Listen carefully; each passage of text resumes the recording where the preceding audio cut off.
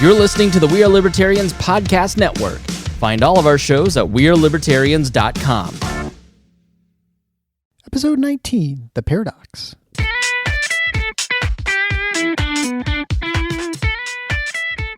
Welcome to The Paradox with your attending, Dr. Eric Larson. He is a practicing anesthesiologist and clinical assistant professor at Michigan State University College of Human Medicine. Listen in as he takes you behind the scenes of what practicing medicine in today's ever-changing world is like with another doctor. The Paradox is a fun and accidentally informative show for physicians, patients, or anyone who has ever found themselves in a waiting room.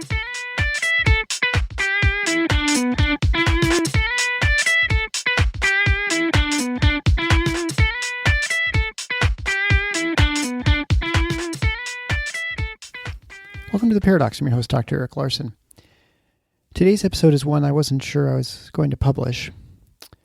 This is primarily because when I was getting ready to do the final editing in the introductory piece, actually I had not quite finished it.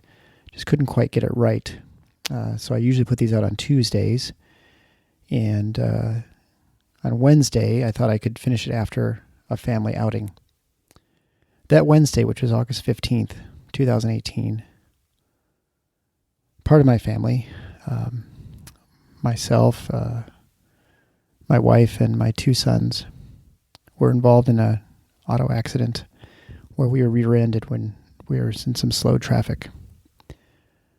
My 14-year-old son, Andy, died that evening, and I wasn't sure if I was going to continue on with this podcast. It certainly didn't seem very important. But it was important to Andy that I go viral. No matter how many times I'd tell him this is not the sort of podcast that goes viral. He would always ask me. And so I felt it's fitting that I continue on. I have this interview for episode 19. And then I have another interview that I had pre-recorded also for episode 20. And so I'll publish those in the next couple of weeks. I'm not sure what we'll do after that. At some point, I think my wife wants to come on and we'll do a paradox with the two docs in the family. Originally, I had it planned on that being episode 25, which I actually hadn't told her about because she doesn't listen as regularly as most of you. But anyway, I'll talk a little bit more at the end of the episode if you want to hang around, and I'll give you a few more details. But for now, I'd like to talk about this episode, and this is episode 19, and this is with Dr. Gejendra Singh. So I apologize first to Dr. Singh for the delay in getting this episode out. It's obviously much later than I had anticipated. But it's a timely topic, and it's one that I think is very important, that whether you're in medicine or not, it's very important for you to know more about, and it's the big con.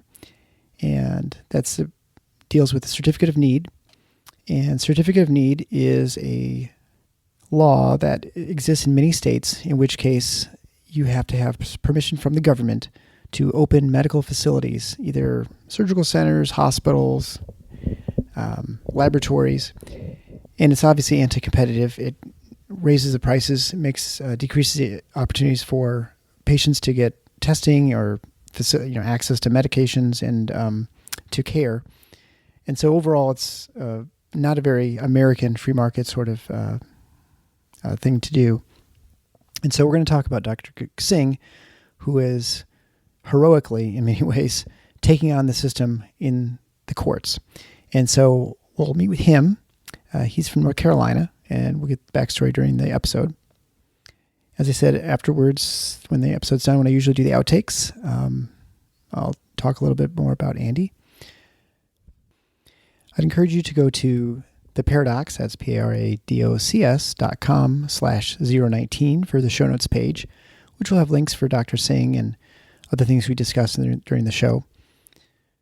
I'd like to thank Dan Kalkoff. Shout out to him as he became a new patron to the show, even with all that's going on with my family. So special thanks to you and to the other patrons for the show, and your support has been tremendous during this time in my family. And I'd like to thank all those who are subscribed and are listening for hanging in there and making it through the delays for the last couple weeks. Please feel free to share the show. Maybe this one's a little somber beginning. I apologize for that. But it's a very good, informative show. Again, I'll talk about more at the end of the show. And then episode 20, and then I don't know what's going to be planned for after that, but I'll find some other subjects on things because there's so much in medicine to talk about that need to be addressed. And so I'm sure we'll find more. But for now, enjoy the show with Dr. Gejendra Singh on Certificate of Need. Well, this is Eric Larson. I'm here with my new friend, Dr. Gejendra Singh, who's a general surgeon out in North Carolina. And he opened his own imaging center called the Forsyth Imaging Center. Today, we're going to talk about the big con. And it's not some con that anyone's running, but it's one that's happening in North Carolina right now and is actually present in most states in the country, including my home state here of Michigan. But Dr. Singh has taken it on, decided to take the system on. And so we're going to find out his story. And first of all, welcome to the show. Hi, Dr. Larson. Thanks for inviting me. My name is Dr. Gejendra Singh. And as you said, I'm a general and hepatobiliary surgeon in Winston-Salem, North Carolina. It's about an hour from Raleigh and an hour from Charlotte. So I've been here since 2011. And I do a lot of general and hepatobiliary cancer surgery and have patients, they need imaging quite frequently. So I've been hearing for many, many years that how expensive the imaging is. They go to emergency room and end up with a $10,000 or $20,000 bill for a simple visit. And I have personal family experience like that, where I was present myself. And they say they have a small job and make about $2,000 a month or $15 a month, and they end up with these big bills. I had my personal experience last year where they asked me about $1,200 for my own ultrasound. And that day I decided that I was going to open an imaging center to help out the community. Right. And so to kind of sum up the story, I guess, is really one of the large expenses in healthcare right now is imaging. And right. One of the large reasons imaging is so expensive is because it's often tied to a hospital system or healthcare system, and they can sort of charge whatever they want. And so what you decide to do is to help these people out, and obviously recognize there's a huge need for imaging and quality imaging done by qualified people. And so we're not talking about doing ultrasounds by some guy who's just in the mall or something like that. But these are people who are, I'm assuming there's an accredited system setting where you have, actual ultrasonographers and you have people reading it who are trained. So you opened the center because you saw a significant need in your community. You saw that people were paying more than they should. And so what happened next after you started the ultrasound? Well, first I personally went to Raleigh, the state office, where we talked to the folks about certificate of need. Before I opened, I looked into the whole ordeal, how it was gonna work out for all the imaging studies, one after another. So after a long discussion in person with them, they just literally said it's going to be almost impossible to get an MRI. And so we said, okay, we'll start with ultrasound. So we opened our imaging center in August 2017 with ultrasound only. And then after that, we started echo. And then February of 2018, we put down CT scan and MRI. Right now, we're releasing an MRI because we can't purchase an MRI. And so to be clear, when I mentioned at the beginning of the show, it's the big con. So it's con, or CON, is shorthand for certificate of need. And so right. These are laws that are in place that I think they started back in the 70s or so, generally by most states, but they are a way of regulating the amount of various healthcare services that are present. And each state has its own services that it decides to regulate. I think North Carolina regulates quite a few, but I know here in the state of Michigan, they regulate the types of scanners you can have. I think they actually regulate ultrasounds too, but I'm not certain about that. But also, if you wanted to open your own surgery center, you have to prove there's a need in your community. Basically, there's some sort of detriment, shortage, and so that you have to prove to regulators that it's there. And I don't know what it's like in North Carolina, but I can tell you in Michigan, not surprisingly, the people who sit on the board decide of the certificate of need are people who are in hospitals who volunteer their time to tell you that you can or can't open a business in their own town.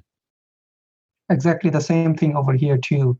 Most people who makes this decision or influence to make this decision are part of the American Hospital Association. They're part of the big corporate, so we can control, we can provide the quality care and all the stuff. But it comes down to the bottom line that all the money they want to make and they want to keep it to themselves. Here we have two big hospitals, about 1,000-bed hospital. They're called as non-profit, but when you see non-profit hospitals' revenue for 1 year is about $500 million to $1 billion, you start to think like, are they really working for the community or for themselves? When their CEOs and administrators makes millions of dollars in salary every year, and it has to come from somewhere. When you make hundreds of $1 million, it comes out from the poor people's pocket. Yeah, well, and I think, when we look at nonprofits and I have planned an episode on this later on, we're going to discuss hospitals.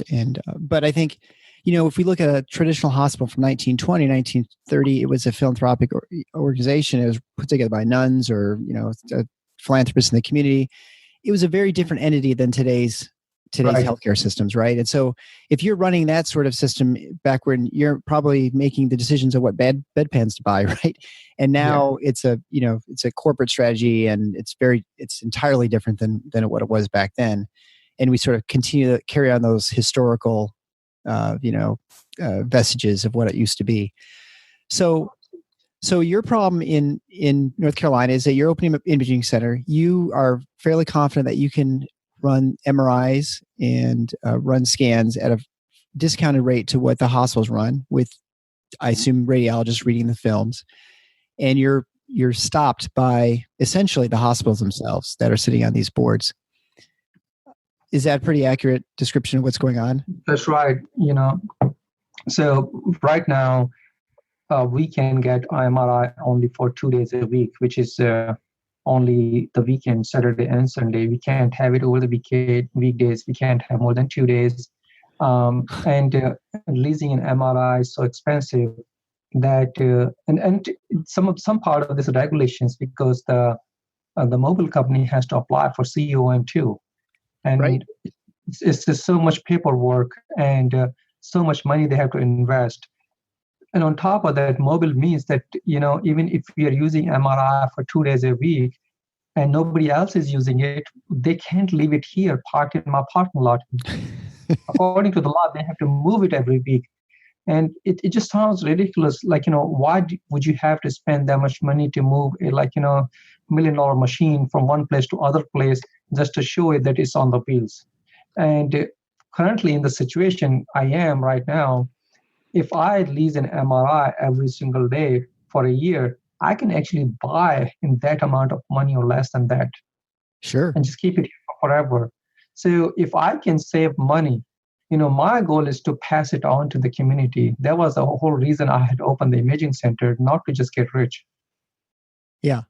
Well, I mean, so when you hear how the procedure works, anyone would think it's ludicrous, right? That you actually have to, because it's mobile, you have to keep moving around. You can't own it. You have to lease it.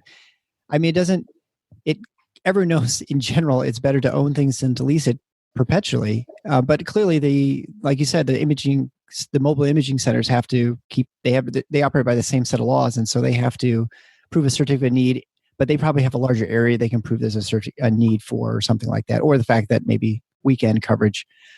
Well, actually, the mobile MRI certificate of need is approved on county basis. It's not like, you get a CON for the whole state of North Carolina. You can go from any place to any place. No, these are based on county basis. So they can't even take from one county to other county to provide the services. So if they have to serve 10 different counties, they have to apply for 10 different CON to make sure they can move from one county to other county, which I think is very restrictive. I don't think it helps anyone.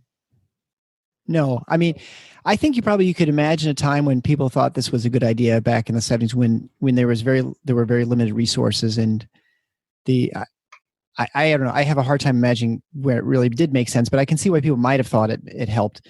But what obviously happens, you get a regulatory capture where you have the institutions that benefit by having a monopoly or some sort of restriction on this service are then the ones who end up controlling the process itself.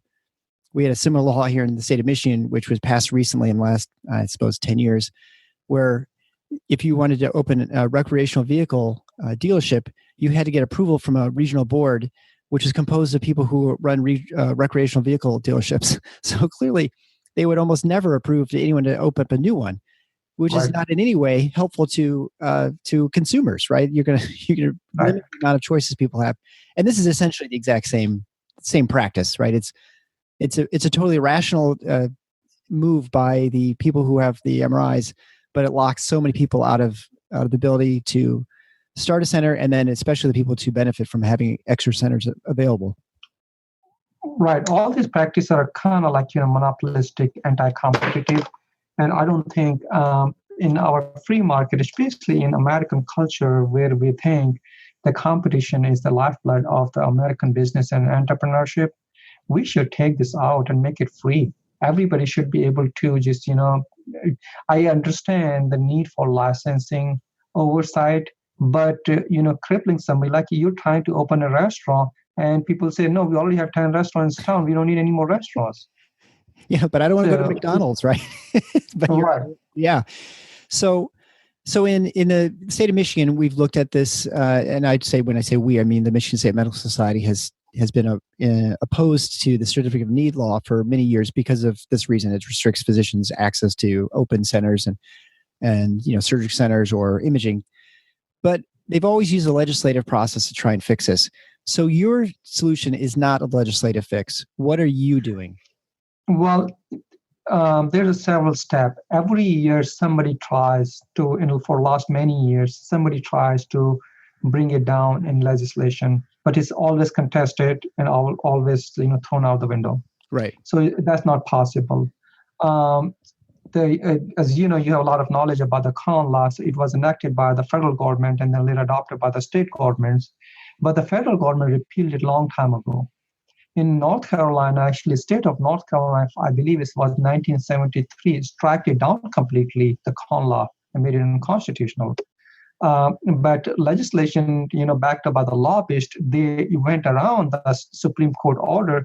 They modified the law a little bit and reenacted 2 years after the Supreme Court law. Yeah. So what we think, if Supreme Court was in favor of the public in 70s, then today's market is much worse than the 70s market. Financially, we are in a worse shape. People are more poor. They have a higher unemployment rate. They don't make as much money in comparison to inflation.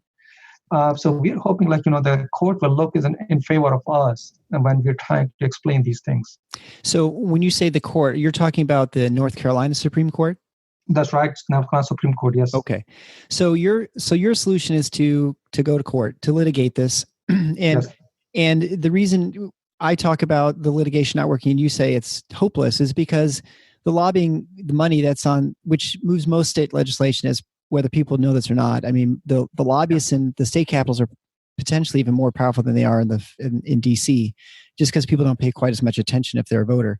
And so you have huge lobbying money, which comes from the hospital administrations, from the insurance companies, and I guess those are the large ones when it comes to healthcare. I mean, and the specialty societies and medical societies generally don't have as much money behind them.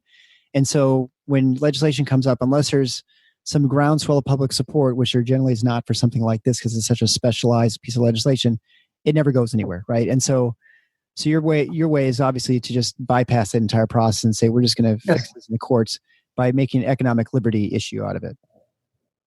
Yeah, because if you're trying to get this through legislation, you're trying to ask the hospital people who are lobbyists and back up, like you said, the legislation, and they spend tens of $millions. You're asking them to give up their right and money, and who would do that? Nobody does that. Right. So, the other thing to do is just go fight it and just take it down. Don't even talk to these people. What we are hoping, with our, I think what I started is kind of stirred quite a bit here locally and national level.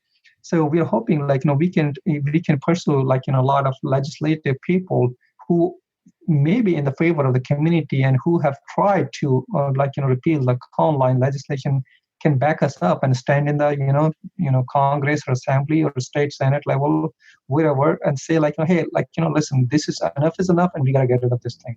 Right. And time will tell. Sure. And when it comes to litigation, it's not obviously a very quick process. Although, I guess you could argue legislation is oftentimes not quick either. So you're probably not doing this all on your own.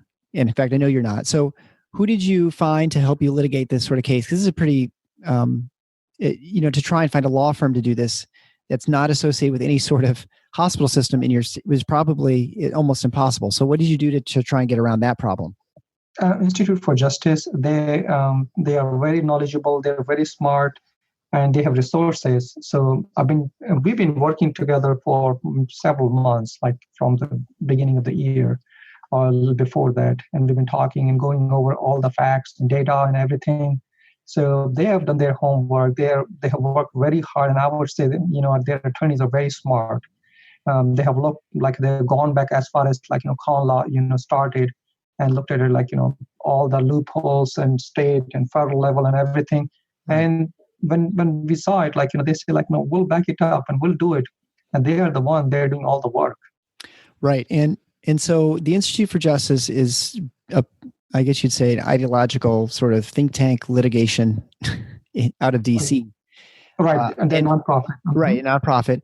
In full disclosure, I've actually contributed to the Institute for Justice. I've supported that financially almost since I started practicing here in out of residency. So I'm very familiar with their work.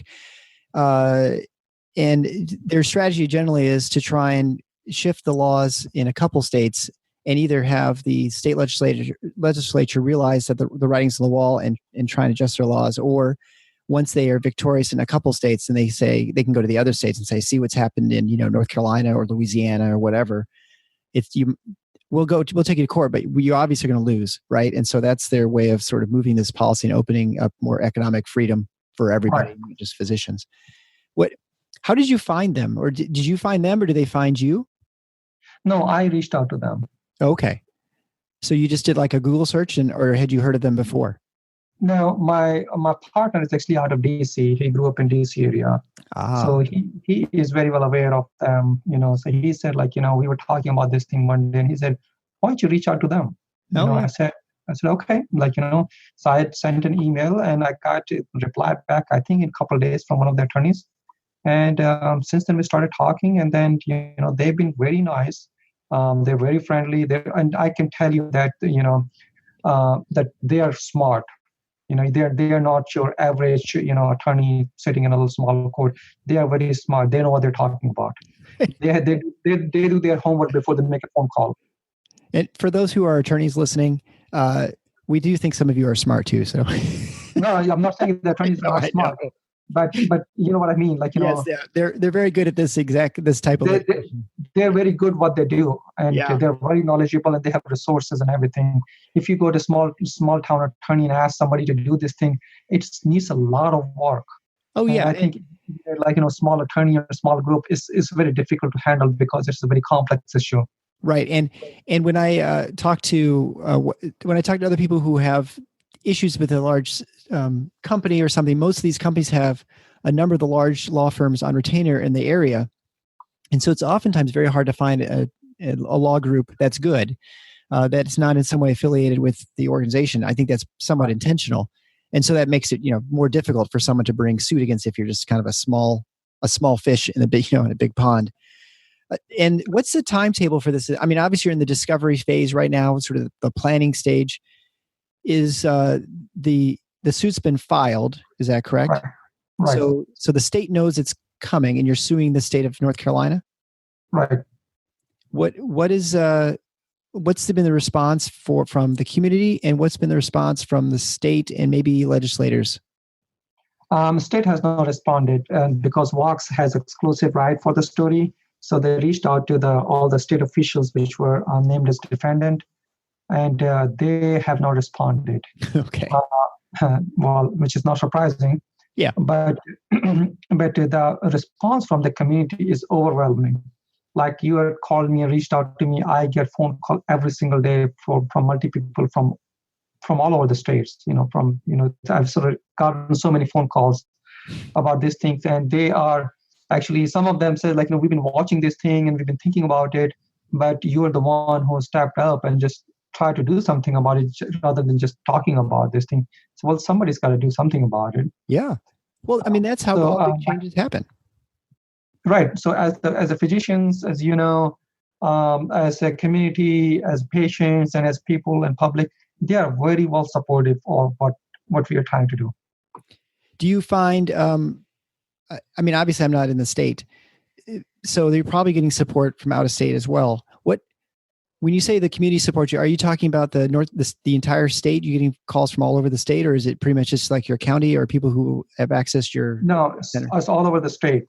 Yeah. I just got a call from one of the doctors this afternoon, and great. She's out of Raleigh. She's like several counties away.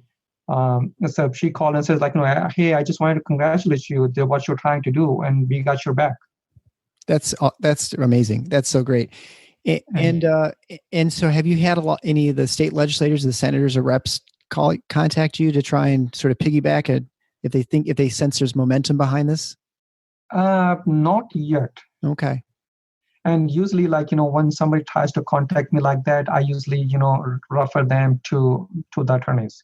Oh, okay. Make sure, sure. If anybody calls me for an interview or something, I just want to make sure the media team at IJ is okay and the attorneys are okay.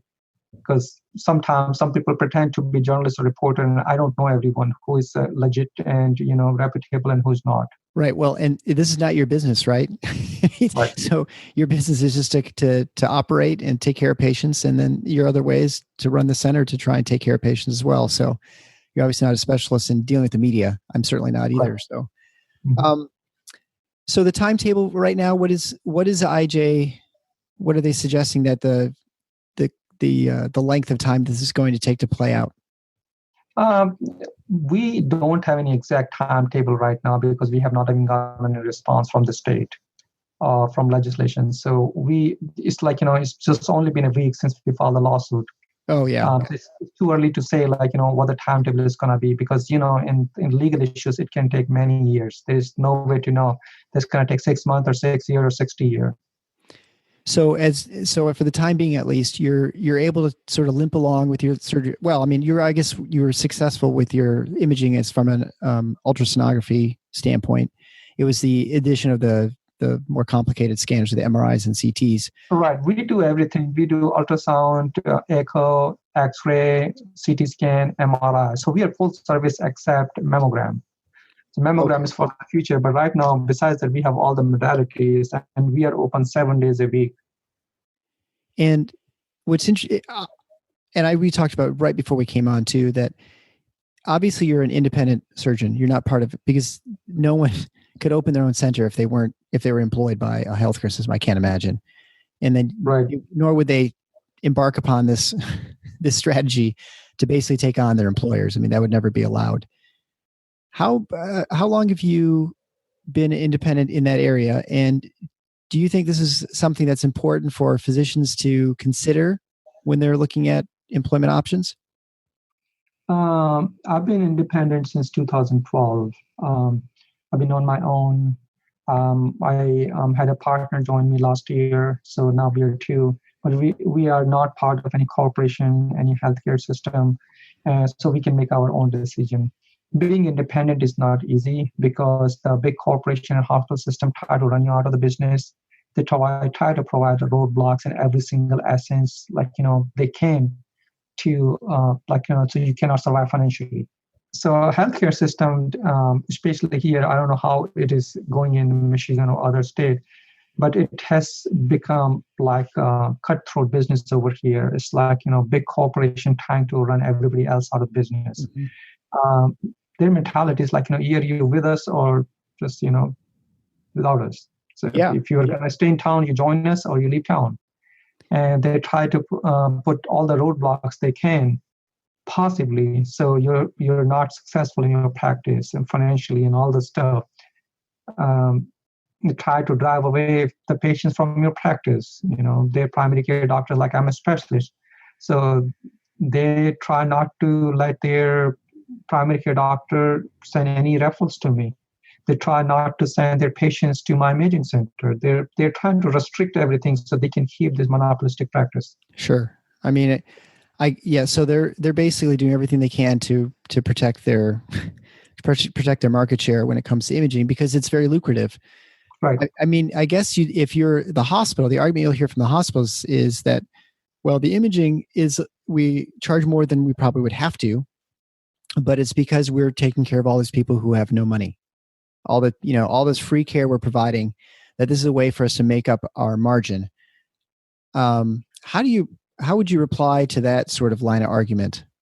I have, it came out in one of the meetings, one of the hospital administrators says, well, 1 year we wrote off $80 million in the charity care or poor people. So that's a lot of money, $80 million.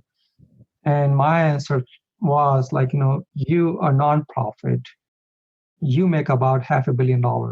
And if you put taxes on it, that comes down more than $80 million. You're actually milking the system by making yourself nonprofit. You charge 3 or 4 times than it should have been, and then you don't pay taxes. So by being nonprofit, you says we're gonna just give you $50 back and we're gonna charge $200. So you're actually making money on this thing. Yeah, it's so for them to say they're providing charity care, they're not. Right. Yeah, I guess and I am non-profit. I'm for profit, right. And I'm not a non-profit entity. But I am the one who's trying to provide the services which non-profit are supposed to provide to help out the community to bring their costs down. Like one of the patients just told me that she had a breast biopsy done, and her bill was $7,000 with a good insurance. Yeah, which is a ridiculous amount of money because we can do the same biopsy in our center if you need to for $500. Yeah. Well, it's interesting. I mean, I think I've talked to a number of other people on previous episodes, and you are seeing, because of the increase in the deductibles that patients are now carrying and the large premiums they pay, you are turning what previously were not discernible shoppers of healthcare services into people who are very careful about at least looking at prices, which before, no one really paid any attention. They'd have their $50 copay and they just go and do whatever. But now with HSAs, certainly partly, but with the large deductibles, now people realize that I'm not going to hit my deductible anyway. So I better make sure I spend $500 versus the $4,000 for an imaging or a test of some sort. And so you've been open, I guess, just for a year now, right? So right. How's your business been? Have you noticed a big change in people coming to your center? And in the beginning, our model was cash only. We didn't take any insurance. But slowly the word got out, and then people started knowing. We started getting phone calls from all the patients with high deductibles and all the insurance companies. So finally we kind of caved in, and I said, okay, we'll take because our phone was ringing more for getting the insurance than phone was ringing to get an appointment. Because everybody was kind of requesting us to just get their insurance company in the network. So we work with insurance companies, and we have a contract with almost all insurance companies except all major insurance carriers, including Medicare and Medicaid. The way we have negotiated the contract is we have kept our prices in the same ballpark as we do the cash patient. So if you go to a big hospital, somebody's paying $500, somebody's paying $5,000, somebody's paying $4,000, you don't know what's going on. Right. We have tried to make it fair with everybody, because suppose if you go to a grocery store, if you're going to buy a pack of chips, it doesn't matter if you're wearing Gucci shoes or you're a homeless person. Everybody's paying $2 for the same bag of chips. So I think that should be in the healthcare too, that everybody should pay same or almost same amount of money, and it should be fair. It shouldn't be unfair. Right. So I have tried to provide that transparency and the same model. If I'm doing a CT scan on one person shouldn't pay $500, the other one shouldn't pay $5,000. It could be $500, $475, $525, which is the same ballpark, but it's not ridiculously different. Rather, if you have insurance, you don't have insurance. It should be fair with everyone if you have insurance, because I have an insurance and I pay approximately $20,000 a year to cover my family, but we barely use $4,000. Right. So that's very interesting. So you have pretty much negotiated the prices you just tell the insurance company how much you charge. Have you found that the insurance companies have encouraged their patients to use your center versus some of the local hospital systems, since it's so much less expensive? Or do you find Yes, they do. They do. We are a priority imaging center for almost all insurance company in this area. Interesting. Do you have insurance companies that are affiliated with the healthcare systems there in where you are? No, there's only one which is affiliated with one healthcare system, and we have not had any contact with them yet. I'm sure you haven't, since they want to drive all the business to their healthcare system. Right. Well, it's very interesting. In the beginning, it was interesting when I talked to the big insurance carrier in the market, and I had to sit down with them and actually explain it to them, like how much money you're spending and how much money I can save you. And that's kind of like it was eye-opening for them too. They didn't realize, like, that because they deal with a big hospital, big corporation. It's like, billion-dollar companies talking to billion-dollar company. Nobody wants to talk to a, like, smaller person like me, Yeah. So when I put numbers in front of them, like, listen, you spend this much money and you can save this much money. They say, oh, you're right. We'll work with you. That's very interesting. And so that obviously you had to incur a little bit of extra overhead because now you're dealing with coding and billing for insurance. And so, but for you, it's worth with the extra volume that you gather, it's worth the extra expense of having a few extra people, right? I believe so. For it has been challenging because I didn't do it for getting rich or making money. So I put my prices rock bottom. So paying all the bills with the limited amount of income source coming in, it has been challenging, to say the least. Well, and what I think most people would assume, there are tremendous overhead with these sorts of things because you've got the equipment is not cheap that we're purchasing, right? I mean, how much is an MRI scanner? Like just a standard, like they all varies, depends what you want to buy. Like it's a brand new MRI scanner, it's about $2 to $3 million. Yeah, right. So. I'm guessing you don't have $2-3 million in your pocket, burning a hole in your pocket, and so you're taking out loans, and so there's quite a bit of risk involved in that sort of thing. Yes. So and you've also got to find radiologists. And how did you find the radiologists to help read your films? Well, I talked to several groups throughout the country, so we do teleradiology, and that's what most of the hospitals do these days. They have teleradiology group. Only bigger hospital employs their own radiologists. Most of the medium or small size hospital just send it out. Right.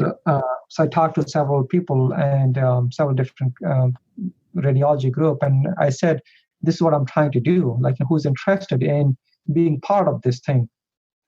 And one of the radiology groups said, "Like, we're interested. We like the way you're working, and we're willing to work with you." And so that's how we have been able to do it. So, and then one last question about the imaging.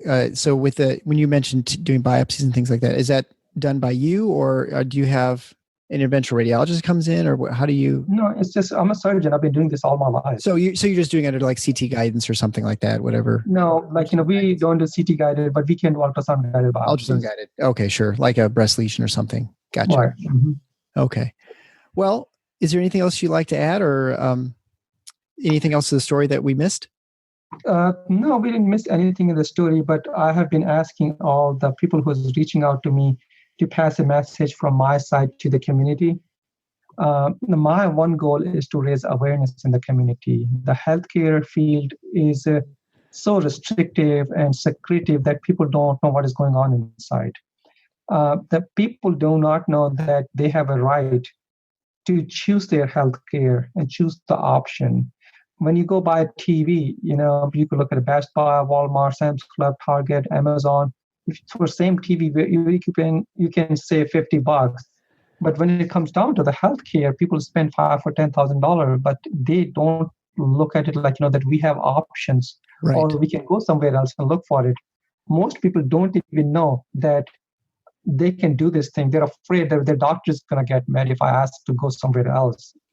They get the prescription and they just go where they're told to, and then they suffer. They pay a lot of money.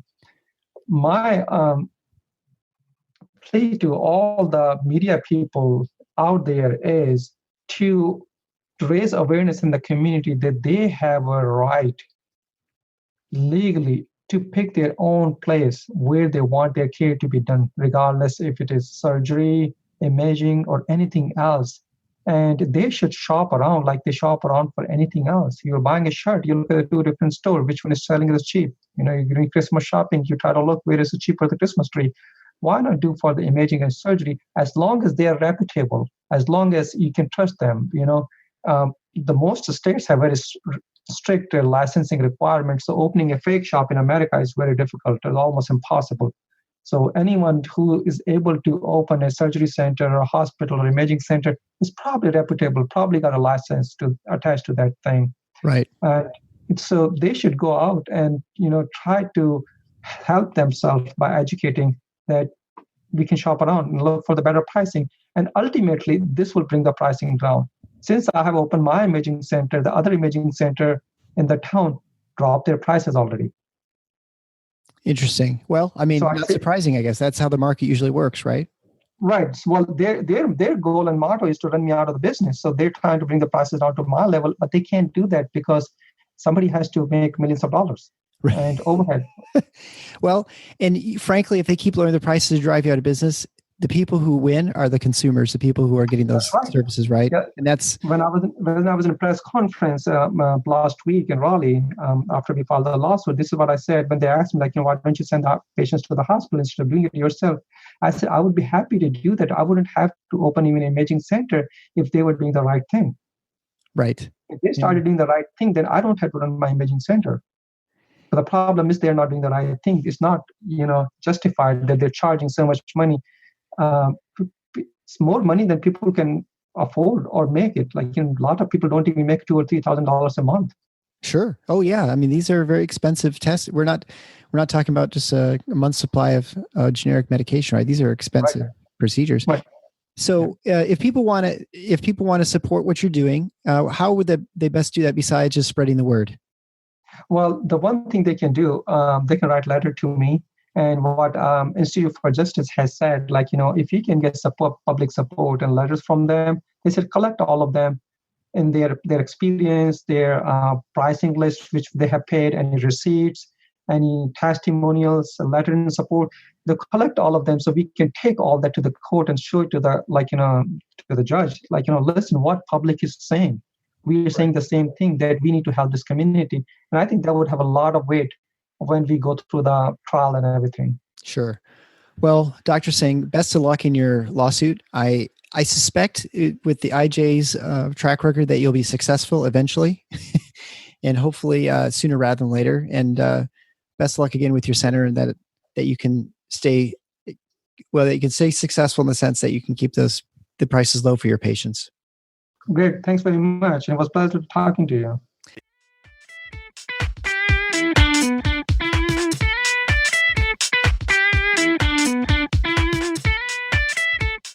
Thanks for listening to The Paradox. If you like what the doc is doing, please subscribe and leave a review on iTunes or Stitcher. And share the show with your friends. Become a supporting listener to get access to special bonuses at patreon.com/The Paradox. Show notes can be found at theparadox.com.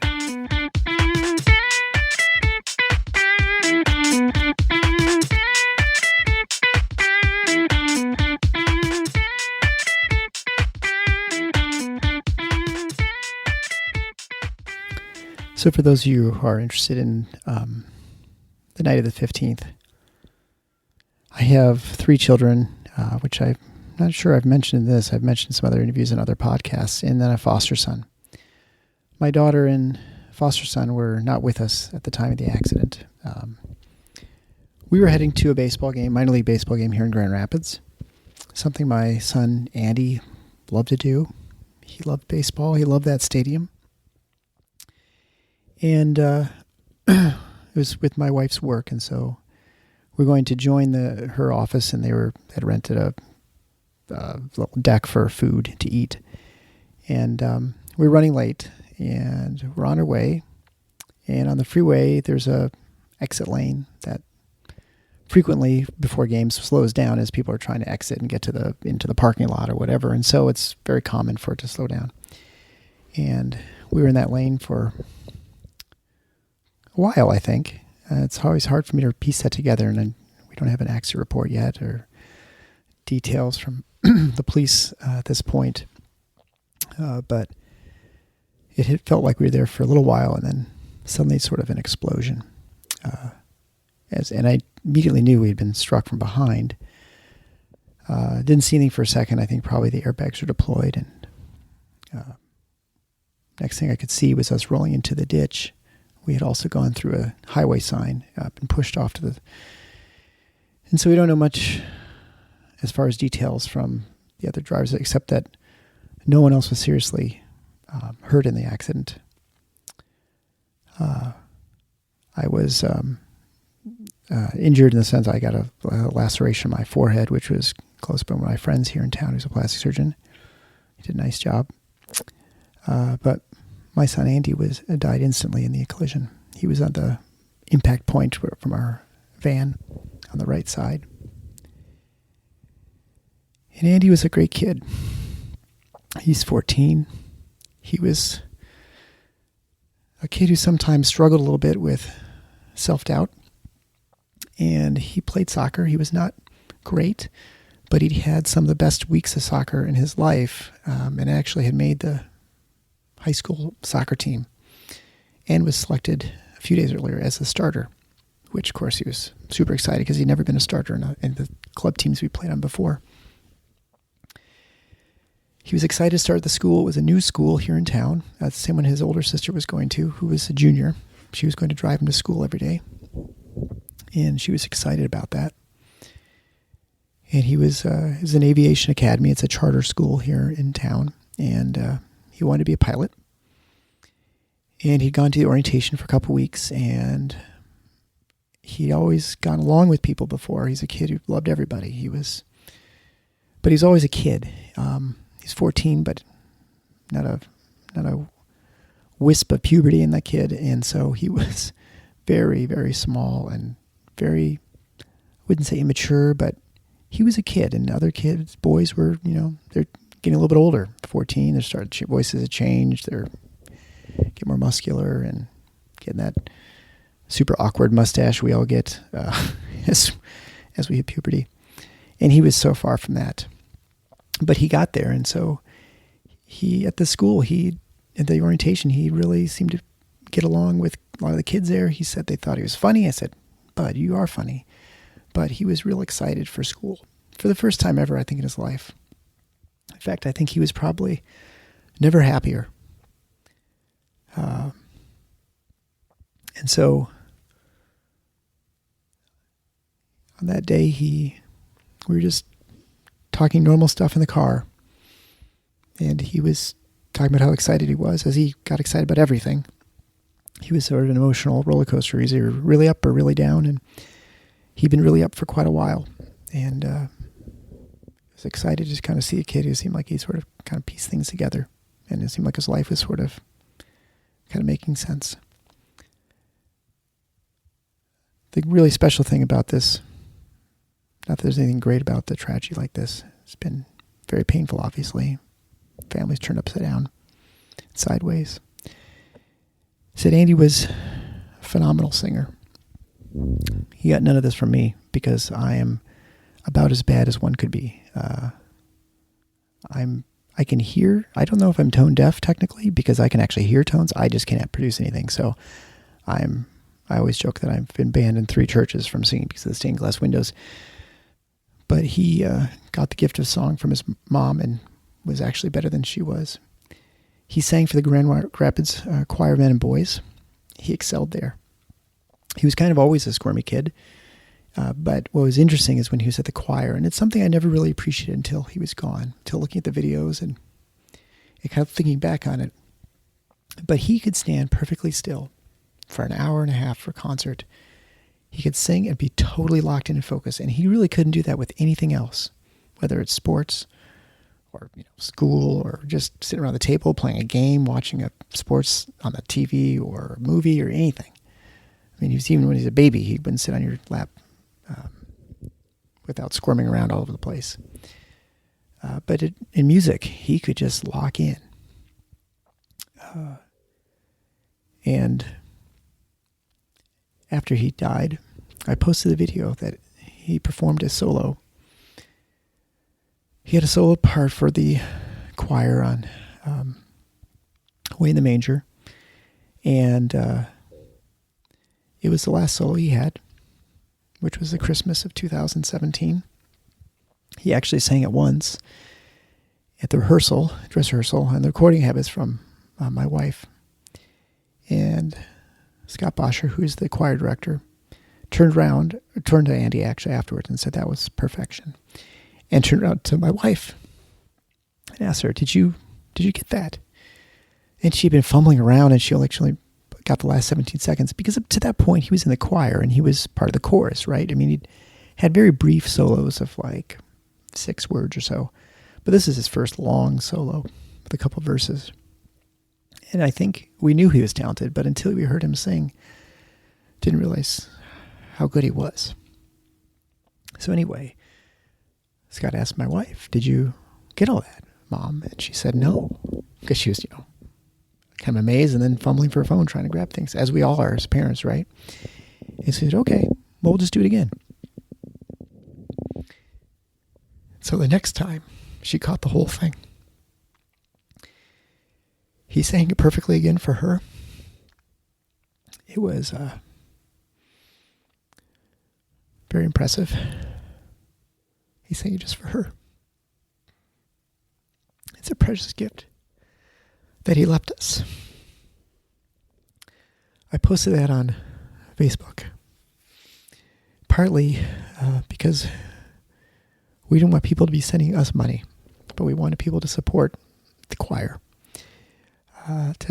for Andy's memory.